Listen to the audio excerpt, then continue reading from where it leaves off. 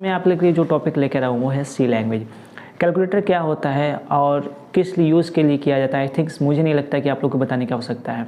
जी हाँ दोस्तों, क्या आपने सोचा है कैलकुलेटर बनता किस में है, और क्या आपने ये सोचा है कि कैलकुलेटर का यूज़ और बनाने के लिए कौन सी कोडिंग का यूज़ किया जाता है। जी हाँ दोस्तों, कैलकुलेटर बनाना बहुत ईजी है और आप लोग ईजिली सीख सकते हैं।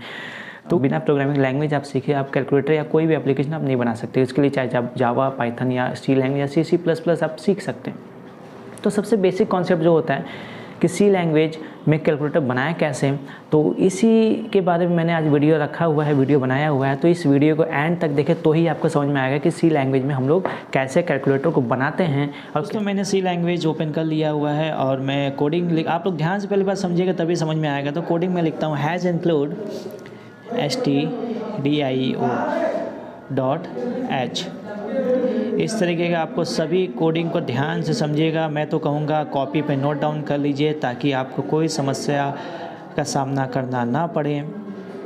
तो आपको बारीकी से बारीकी कोडिंग को ध्यान देना पड़ेगा। एक भी यदि कॉमा किसी प्रकार का मिस्टेक होता है या किसी प्रकार का गलती होता है तो आपका जो कैलकुलेटर आप बनाने वाले हैं वो रन नहीं करेगा। तो मैं देखिए कोडिंग लिख रहा हूँ वाइड मैन इंट, और यहाँ पे मैं दो वेरिएबल ले लूँगा।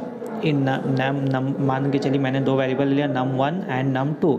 अब मैं यहाँ फ्लोट लेता हूँ। फ्लोट एक टाइप का डेटा टाइप, फ्लोट एक डेटा टाइप है, उसमें भी मैं फ्लोट टाइप का वेरिएबल लूँगा, यानी दशमलव वाले नंबर को स्टोर कराना है। तो दशमलव वाला नंबर स्टोर कराने के लिए मैंने रिजल्ट नाम का एक वेरिएबल ले लिया। उसके बाद मैं कैरेक्टर लूँगा, कैर CHAR कैर है, ठीक है, CH नाम का। फिर मैं प्रिंटअप में एक मैसेज दूंगा।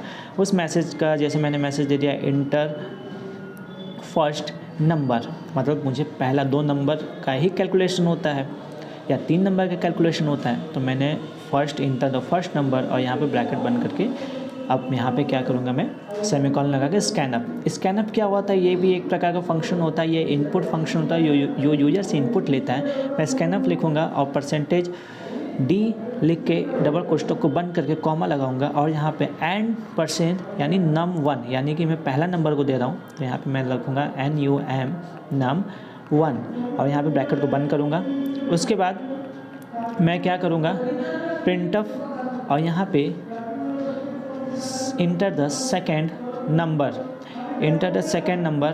तो दोस्तों उसके बाद आपको मैं यहाँ पे कोडिंग लिखने के बाद डबल नोटेड कॉमा को बंद करता हूँ, कोष्ठक को बंद कर ब्रैकेट लगाता हूँ। स्कैनअप फिर से वही मेथड %d num2, मतलब मुझे सेकंड नंबर को क्या करना है कि इनपुट देना है।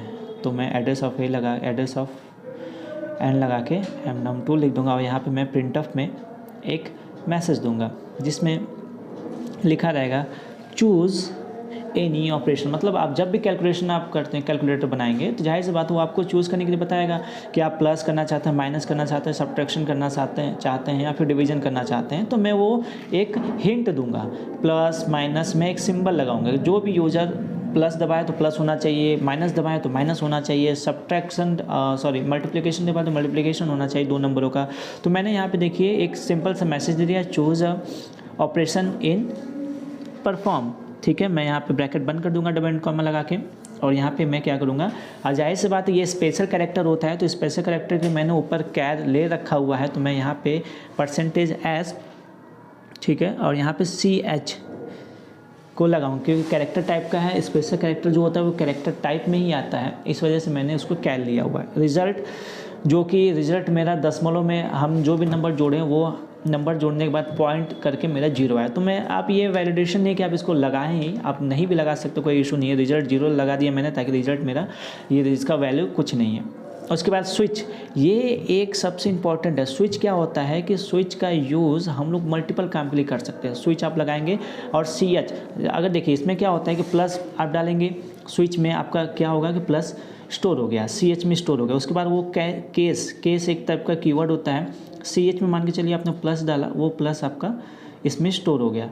केस में मिलाएगा, केस 1 से केस मिला तो आपको वो परफॉर्म कराएगा। अदरवाइज़ आप पहली बात तो पूरे कोडिंग को कॉपी बता लेंगे, उसको समझिए डिटेल में। नहीं समझ में आता है तो फिर आप लोग मुझसे डिस्कस कर सकते हैं, कमेंट करके पूछ सकते हैं। तो इसी तरीके से मैं सारी कोडिंग लिखूँगा, केस 2, 3 इस तरीके केस। अब वहाँ पे प्लस हो गया, अब यहाँ पे मैं माइनस, सिंगल कोष्ठक में माइनस दूंगा, ठीक है। इसी तरीके से सब आपको करना है। तो दोस्तों देखिए मैंने ऊपर से पूरी तरीके से लिख लिया हुआ है, आप वीडियो को पॉज करके देख सकते हैं मैंने कोडिंग क्या लिखा हुआ है ऊपर से नीचे तक। मैं अब रन कराता हूँ, कंपाइल कराता हूँ, जो कि एक एरर आ रहा है, एरर को मैं क्या करूँगा, सॉल्व करूँगा। हालांकि कभी कभी होते हैं कि एरर नहीं भी होते हैं तो भी एरर शो करता है, वो स्पेसिंग वगैरह का मैटर होता है, तो उससे कोई दिक्कत नहीं है। आप यहाँ पे मैं एक बार कंपाइल करा के चेक करता हूँ कि प्रोग्राम मेरा रन करता है या नहीं करता। आप स्क्रीनशॉट ले सकते हैं प्रोग्राम का, इसी तरीके से जितने भी मैंने कोडिंग लिखे हुए हैं आप उसको स्क्रीनशॉट लिख के आप नॉर्मली कॉपी पर लिख के आप उसको बना सकते हैं, ठीक है। तो इसी तरीके से मैं देखिए कंपाइल कराता हूँ डायरेक्ट। तो यहाँ पे मुझे ये एरर लग रहा है, स्टेटमेंट मिसिंग। स्टेटमेंट मिसिंग का मतलब होता है कहीं भी सेमीकोलन छूटा हुआ है। तो मैं एक बार कंपाइल नॉर्मली कराता हूँ और देखता हूँ, यहाँ पे देखिए ये प्रोग्राम ऊपर से नीचे तक कंप्लीटेड है। आप इसको उतार सकते हैं कॉपी पे, और मैं अब एक बार इसको कंपाइल कराता हूँ, ठीक है। मैं कंपाइल यहाँ पे कराता हूँ, देखो ये इस तरीके से आउटपुट आएगा। ये आपका पूरा प्रोग्राम है और मैं अब कंपाइल कराऊंगा। कंपाइल कराने का जो शॉर्टकट की होता है वो Alt F9 होता है, और रन कराने का जो शॉर्टकट की होता है वो Ctrl+F9 होता है। तो मैं अब दबाऊँगा Ctrl+F9। ये आपसे पूछेगा इंटर द फर्स्ट नंबर, हमने यहाँ कोई नंबर डाला, फिर इंटर द सेकंड नंबर डाला। अभी आपसे पूछ रहा है क्या कराना चाहता है, प्लस माइनस सब्ट्रैक्शन में प्लस करना चाहता हूँ। प्लस दबा के जैसे मैं इंटर करूँगा 3 और 4 को जोड़ के देखिए 7 आया, है ना दोस्तों। तो इस तरीके का कैलकुलेटर आप बना सकते हैं इन C